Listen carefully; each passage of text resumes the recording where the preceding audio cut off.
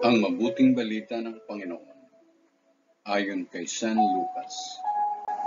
Papuri sa iyo, Panginoon. Noong panahong iyon, may isang eskribang lumapit kay Jesus upang siya'y subukin. Guro, aniya, ano ang dapat kong gawin upang magkamit ng buhay na walang hanggan? Sumagot si Jesus, ano ang nakasulat sa kautusan? Ano ang nababasa mo roon? Tumugon siya,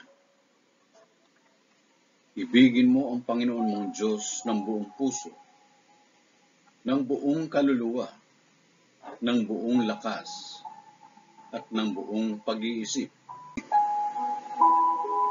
At ibigin mo ang iyong kapwa, gaya ng iyong sarili. Tama ang sagot mo, wika ni Jesus.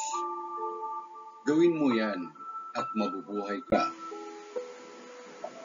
Sa hangad ng eskriba na huwag siyang lumabas na kahiyahiya, tinanong niya uli si Jesus, sino naman ang aking kapwa?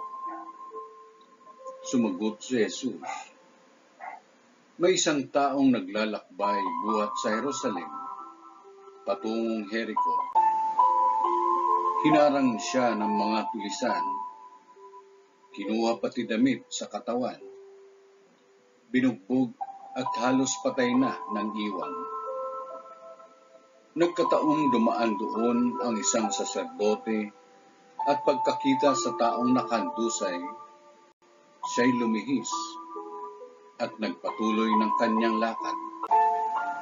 Dumaan din ang isang Levita, ngunit tiningnan lamang niya ito at nagpatuloy ng kanyang lakad. Ngunit may isang Samaritanong naglalakbay na naparaan doon. Nakita niya ang hinarang at siya'y nahabag. Lumapit siya. Binusan ng langis at alak ang mga sugat nito at tinalian.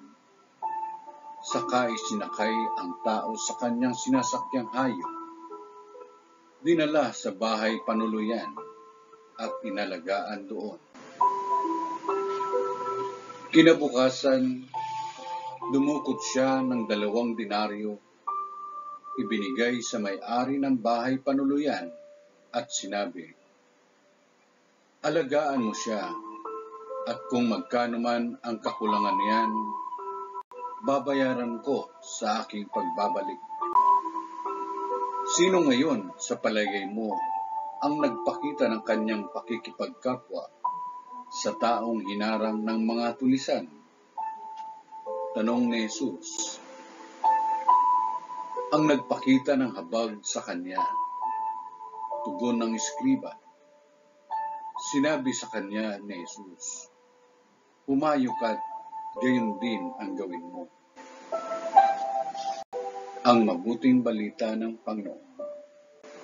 Pinupuri ka namin, Panginoong Jesucristo.